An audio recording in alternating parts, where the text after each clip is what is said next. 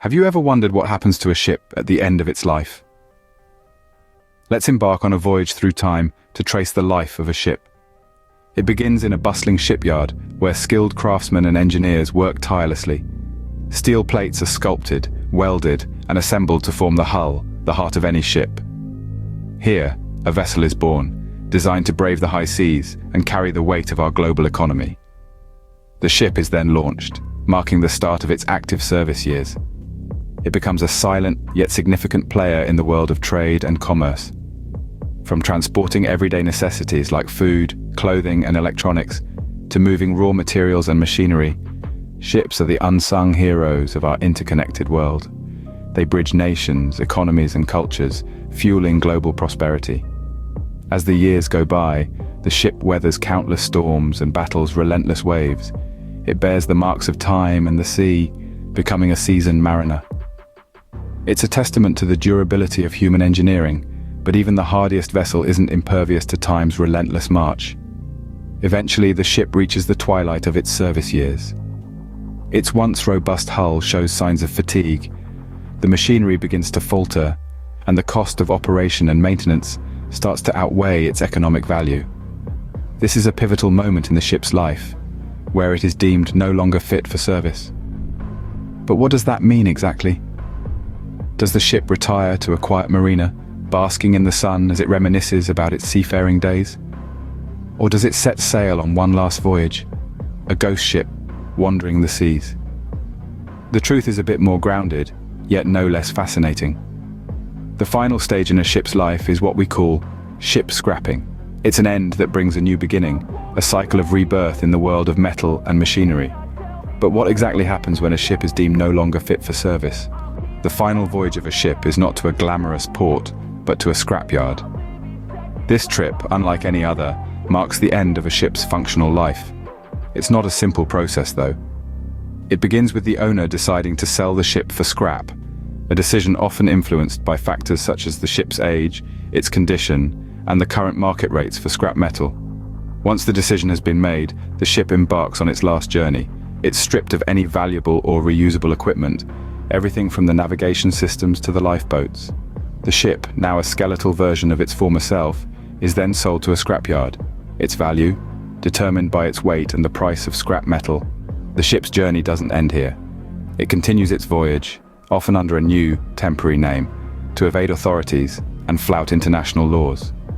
The ship's final destination. Often, it's a place like Chittagong, Bangladesh. In places like Chittagong, the process of scrapping a ship begins. Imagine an aging sea giant, once a titan of the oceans, now resting on its final berth. Its journey has ended, but a new one is about to start. The first step is beaching. The ship is deliberately run aground at high tide, using its own power. This method, while controversial, allows for easy access to the vessel. Once the ship is firmly entrenched in the sand, the laborious task of dismantling begins. A team of laborers, armed with nothing more than basic tools, begins the arduous task of cutting the ship apart. Piece by piece, the vessel is taken apart, its once mighty form reduced to fragments. This is a job that requires both skill and stamina, as the laborers work in challenging conditions, often for long hours.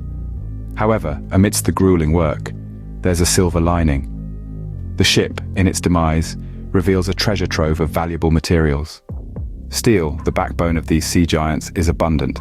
It's recovered, cleaned, and melted down to be given a new life. Copper wiring, brass fixtures, and other non-ferrous metals are salvaged, ready to be repurposed. Even the ship's engine and other machinery can find new homes in industries around the world.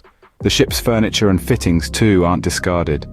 They are sold in local markets, breathing a second life into items that once graced the interiors of these seafaring behemoths. From the ship's helm to its galley, everything is reused, ensuring that as little as possible goes to waste. Yet, this process is not without its consequences.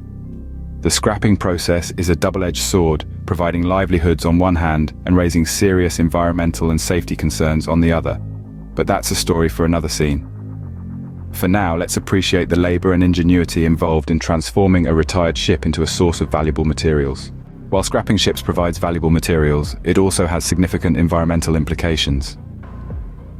It's a complex issue, a tug-of-war between the need for resources and the preservation of our environment. Let's begin with pollution. The scrapping process releases a variety of toxic substances, from heavy metals like lead and mercury to oil and asbestos. These pollutants don't just stay in the scrapyards. They infiltrate the soil and waterways, contaminating ecosystems and threatening the health of wildlife and local communities. Then there's the issue of habitat destruction. The scrapyards, often located in coastal areas, disrupt the natural habitats of numerous species. Mangroves, which serve as crucial buffers against storm surges and are home to a diverse range of species, are particularly affected.